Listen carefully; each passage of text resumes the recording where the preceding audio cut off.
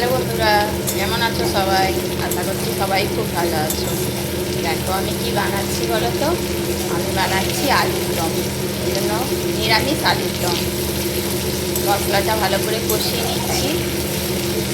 মশলাটা আমার কষানো হয়ে গেছে। দেখো আমি আগে থেকে একটু আলুটা সিদ্ধ করে রেখেছিলাম, এটা দিয়ে দিলাম।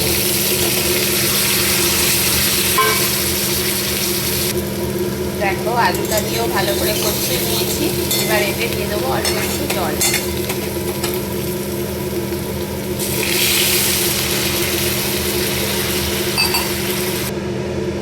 এতে দিয়ে দিলাম জিরা কাঁচা লঙ্কা। আলুর দমটা আমার হয়ে গেছে। এবার এতে দিয়ে দেবো একটু গরম মশলা গুঁড়ো অল্প দিয়ে দিলাম, আর এর সাথে দিলাম একটু ধনেপাতা।